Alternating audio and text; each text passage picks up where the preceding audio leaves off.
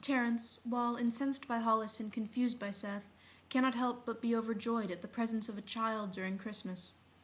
Granted, Terence seems to be spending most of his time in the bedroom making strange noises with George.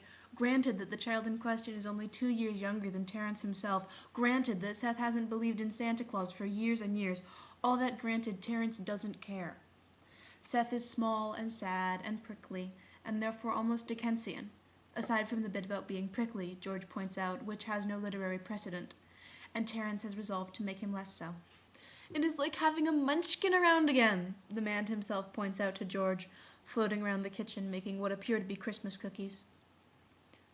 "A small person who sings in an inordinately high voice and represents the Lollipop Guild?" George asks. "And is the first color character in the film?" "No," Terence pouts. "You are no fun at all. I just mean a kid, a kid, who's all sort of glowy and excited around Christmas." George momentarily contemplates telling Terence that Seth's current continuous expression isn't so much glowy and excited as it is stunned, but he decides Terence's mood is too nice to spoil. Still, he feels the compulsion to be a realist, and so tears himself away from the cookies, not to mention the Terence, and finds Seth. Terence has apparently issued the boy 5 garlands and an ultimatum to hang them, but Seth, who does not seem to possess the imagined innate homosexual talent for interior design, is only standing by the coffee table with all 5 strings of tinsel swimming vaguely around his perpetually bare feet. "Doing well with the garlands?" George asks, and Seth laughs, demonstrating further progress in the area of sarcasm recognition. "Enormously," says the kid, and grins sheepishly. "I'm sorry I can't be less of a downer. I feel like I'm, impinging upon a Christmas honeymoon." He stands stork, one sharp heel rubbing against the inside of a sharper knee. George, despite having cringed at thingy, shakes his head. "You aren't," he says. "Not at all, really. It's all very classically Christmas-like, isn't it? Terence is a little bit ecstatic to have a, quote, munchkin, unquote, around. You'd be Dickensian, even, if you were a little less prickly." "God bless us," Seth says wickedly, and flicks one garland like a ribbon dancer in a pastoral ballet. "Everyone. I always said," he adds with a shrug, "I have to have some kind of nuclear family unit for Christmas, even if it is temporary."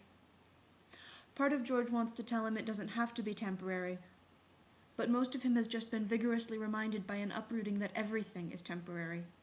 Instead, he says something mindless and awkwardly claps Seth on the shoulder again. Seth is actually put to bed on Christmas Eve, a fact he finds inwardly hilarious, but which Terence seems to take as a matter of course. He is tucked in, seriously tucked in, by a flushed and gingerbread-smelling boy who Seth fervently prays does not believe in having sex, even with George, even after 6 months, on Christmas Eve. George comes in some time afterward with a mug of cocoa and a somewhat ridiculous grin which he attempts to remove when he sees that Seth has noticed it. He fails. "Ha," Seth says. "Terence certainly is a trip." George's grin shamefully widens. "He is," the man agrees, and fidgets like a schoolgirl with his loosened tie. Seth laughs. You're acting 12, he informs George. "Yes," George agrees ruefully. "Well, you're acting about 5, although that's hardly your fault. My God, did he honestly tuck you in?" "He did," Seth says. "Thanks for the cocoa." George does something that would be called a shrug on anyone but George. "Not at all," he says. "And if you need anything, you'll call, yes?" "Well," Seth says, and smiles wryly at the thought of night terrors, I won't be able to help it, will I?"